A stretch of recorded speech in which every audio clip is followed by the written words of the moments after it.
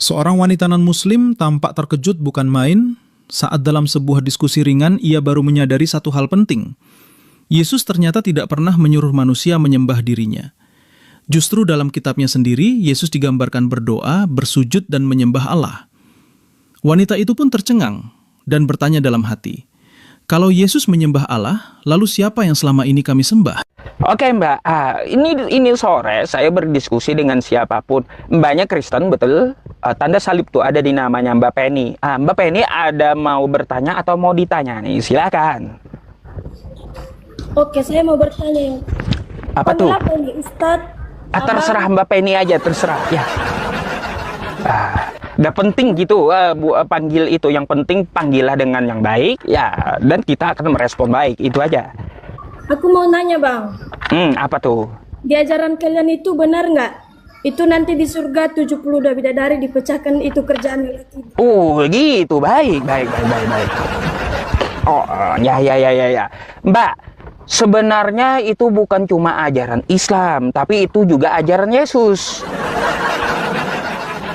Nah, terkejut kan?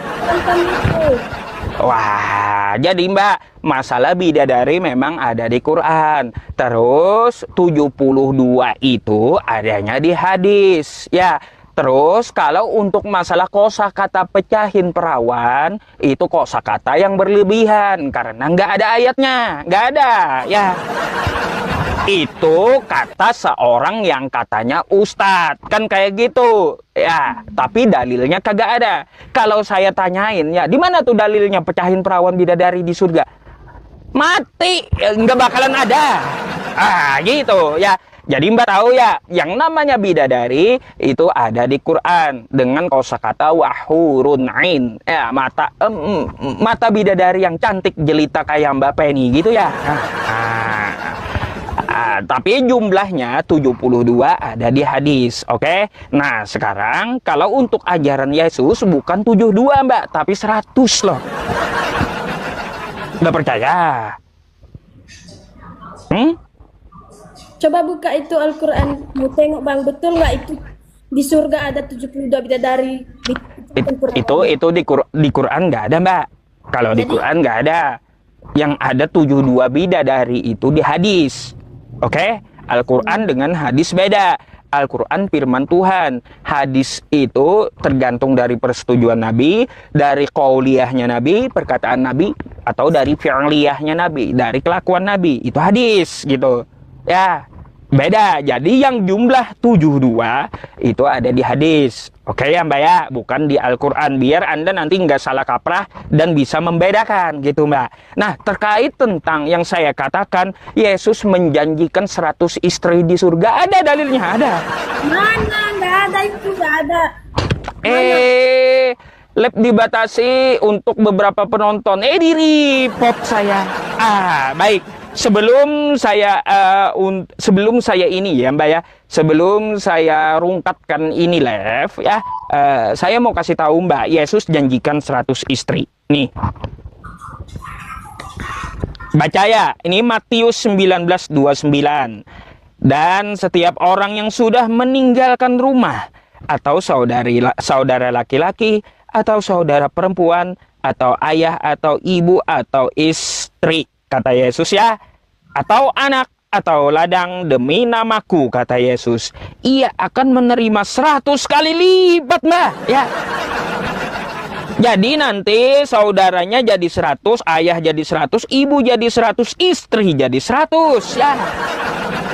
Nah, ini janji Yesus dan ia akan mewarisi hidup yang kekal.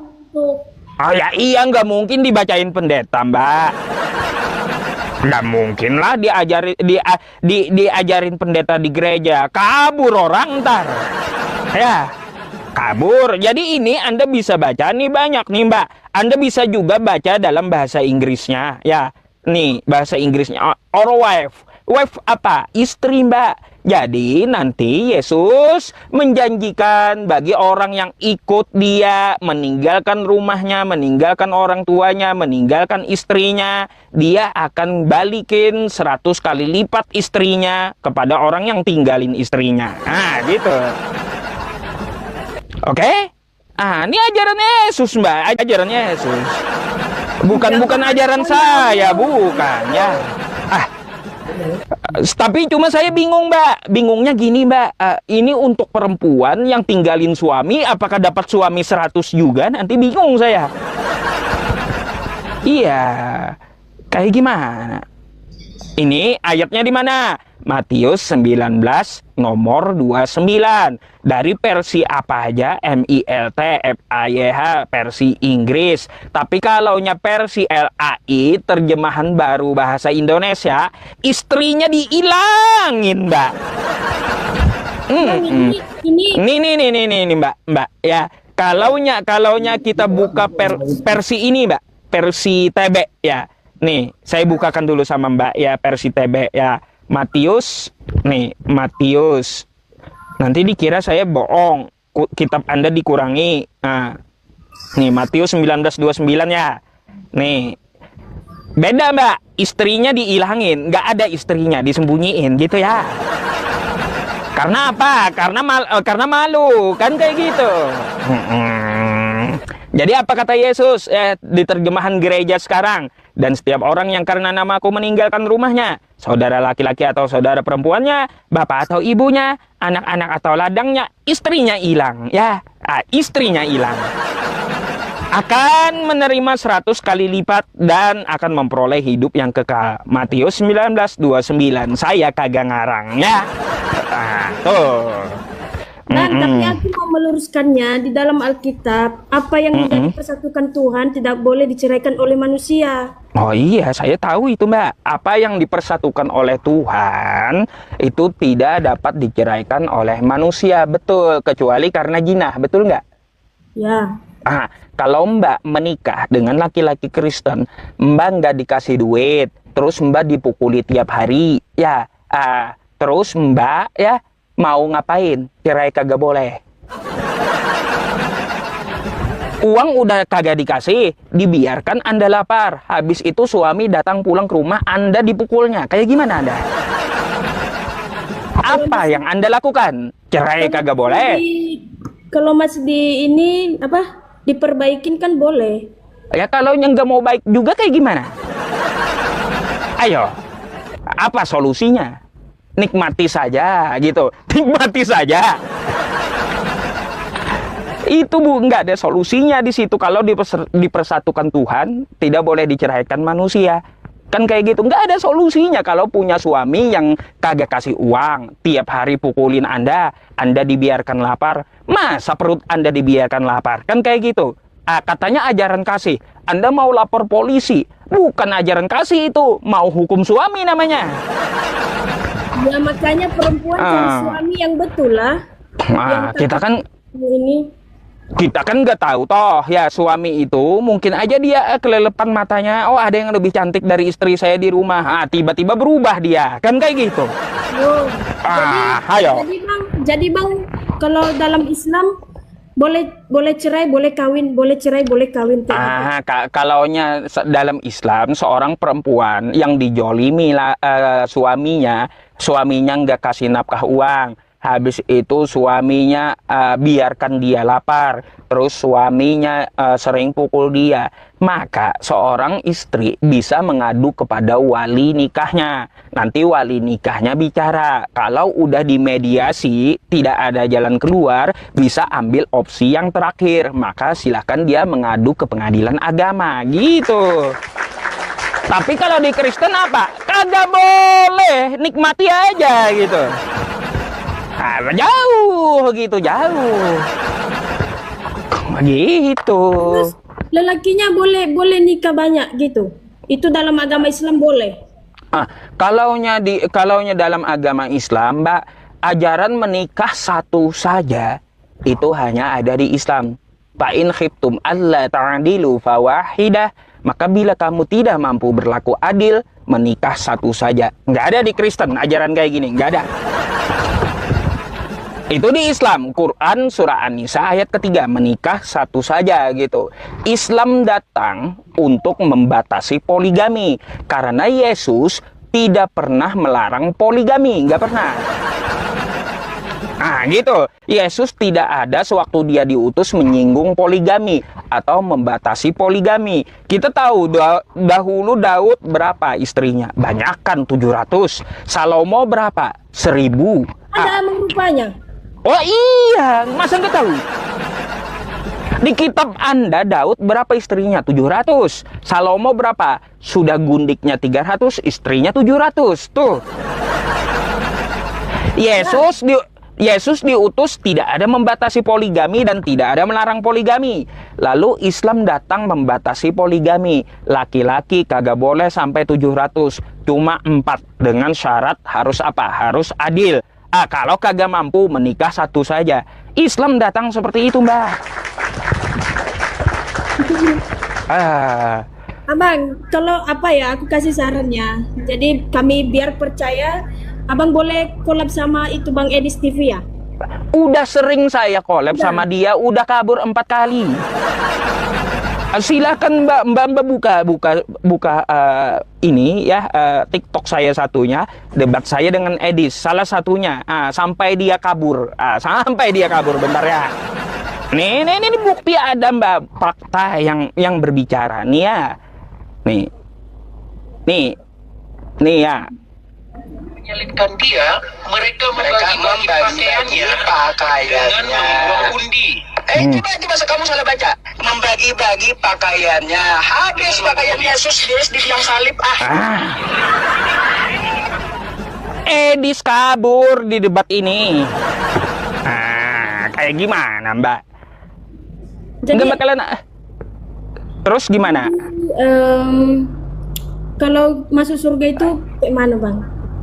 Ya masuk surga, Mbak. Ya mudah sih masuk surga dalam Islam. 1 kata 2 kalimat, takwa. Ya jauhi larangannya dan jalankan perintahnya. Gitu aja di Islam. Apa perintahnya? Contoh di Islam sholat, puasa, zakat, terus berhaji. Kalaunya Anda seorang Kristen yang baik, maka ikuti Yesus. Yesus memerintahkan seperti apa? Sembahlah Allah, kepada Dia saja engkau berbakti. Lalu ngapain Anda sembah Yesusnya coba?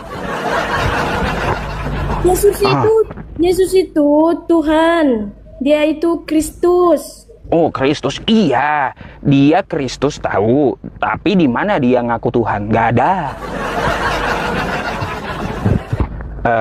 Bahkan dia ngakunya tidak dapat berbuat apa-apa dari dirinya sendiri. Dan Yesus, dia punya Tuhan, Mbak. Bukan macam itulah jalannya Bang. Masa bukan macam itu? Anda diajari pendeta. Coba baca kitab Anda nih ya. Nih, baca kitab Anda sendiri. Jangan kata pendeta. Kalau kata pendeta, ya Anda belajar dengan pendeta setahun tetap aja nyembah manusia. Tetap aja tiap bulan bayar perpuluhan. Tuhan Yesus itu dia menyerupai sebagai manusia. Itu dia roh dari Allah. Apanya abang ini? Nih, Anda baca dulu. Mbak. Nih, kata Yesus. Ajakan juru selamat ya. Nih Yesus ajak selamat. Oke, kayak gimana ajakannya? Pada waktu itu berkatalah Yesus, aku bersyukur kepadamu, Bapa, Tuhan langit dan bumi. Dia punya Tuhan, Mbak. Kayak gimana sih Yesus bersyukur kepada Tuhannya? Nih, Anda kalau mau ayatnya, Matius 11:25. Ya, dia punya Tuhan, dia bersyukur kepada Tuhannya. Itu Yesus. Nah, terus kalau Anda nggak percaya, Yesus juga menyembah, Mbak. Siapa yang dia sembah di sini? Yesus menyembah Tuhannya. Kamu menyembah apa yang tidak kamu kenal, kata Yesus. Kami, Yesus dan murid-muridnya, menyembah apa yang Yesus kenal. Gimana Yesus pun menyembah Tuhannya toh? Aduh, kayak gimana, Mbak? Kayak gimana? Bingung. Sadar Mbak. Mikir gitu. Mari ikuti ajaran Yesus, bukan ajaran Kristen, pendeta, atau ajaran gereja. Karena Yesus tidak pernah bawa Kristen, Yesus tidak mengenal Kristen, Yesus tidak pernah mengenal gereja, Yesus tidak pernah kenal pendeta. Ya. Gitu. Nah, kalau saya pengikut Yesus, Mbak. Pengikut Yesus saya. Yesus sunat di hari ke-8, saya sunat. Nggak ada kulupnya saya. Mau saya sepil gitu. Nggak ada, saya juga sunat gitu. Terus Yesus menyuruh menyembah Allah, saya juga sembah Allah. Terus Yesus tidak pernah contohin makan babi, saya nggak pernah makan babi gitu. Yesus kan dia itu ya berpuasa, saya pun juga puasa gitu, Mbak. Ayo, siapa yang ngikutin Yesus? Anda atau saya? Ya jelas saya. Nggak ada Yesus minta sembah, nggak ada. Janganlah, jangan disepil, nanti mbaknya lari. Macam mana pula kalian ini minta sepil? Ayo, apa yang mau Mbak katakan sama saya? Silahkan. Kalau saya ngajarin apa kata Yesus, Anda bantah saya sama bantah Yesus tuh, ya. Ayo Mbak, ayo silakan. Anda mau ngomong apa? Saya mau dengar, silakan. Tapi aku tetap percaya sama dia, Bang, karena dia sudah mati di kayu salib. Itu kata siapa? Dia mati di kayu salib buat nebus dosa. Dulu-dulu Mbak, dulu-dulu ya, di zaman Nabi Musa, di zamannya para nabi, orang nebus dosa pakai darah domba, pakai kotoran sapi, pakai kulit domba yang dibakar gitu. Tiba-tiba ada ajaran nebus dosa pakai darah manusia. Yang namanya minta darah satu-satunya adalah ajaran iblis, Mbak. Bukan ajaran Tuhan. Coba lihat Dracula, lihat zombie, ya kan? Ajaran iblis semua itu. Minta darah itu. Coba Anda lihat ajarannya para nabi. Minta apa? Korban daging, kulit sapi. Kayak gitu. Bukan minta darah. Apa minta darah? Aduh, aneh-aneh aja Mbak ini. Gimana Mbak? Sadar. Ayo kembali ke jalan yang lurus. Jalannya Yesus gitu. Jangan jalannya gereja, jalan pendeta, jalan Kristen nyasar. Abangnya Islam apa Kristen? Oh, saya Islam, pengikut Yesus saya, asli. Mbak, Yesus itu gelarnya apa? Anda tahu nggak? Juru selamat dunia. Juru selamat, betul? Oke. Anda tahu nggak bahasa Arabnya selamat? Dia artinya kan penebus dosa. Enggak. Bahasa Arabnya selamat apa? Nggak tahu. Selamat itu dalam bahasa Arab Islam, Mbak. Makanya Yesus juru selamat. Yesus itu juru Islam. Gimana sih? Nggak ada Yesus juru Kristen, nggak ada. Tapi juru Islam. Gitu. Namanya aja juru selamat, juru Islam dia.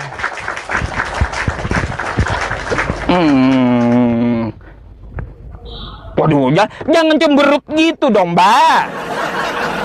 Janganlah kayak gitu. Waduh. Hilang tercantiknya Mbaknya kalau cemberut. Gitu. Saya hanya menyampaikan, mari kita ikuti jalan Yesus, bukan jalan gereja, bukan jalan Kristen. Karena Yesus nggak bawa Kristen, Yesus nggak kenal Kristen. Kristen itu adalah komunitas yang dibikin Paulus di Antioquia, bukan bawaan Yesus. Dan Yesus tidak pernah memberi pesan, jadilah kamu Kristen. Lalu ngapain Anda jadi Kristen? Sedangkan Yesus memerintahkan sembahlah Allah. Lalu kenapa Anda sembah dia? Aduh, gitu. Bang, Tuhan kami kan Tritunggal. Tritunggal.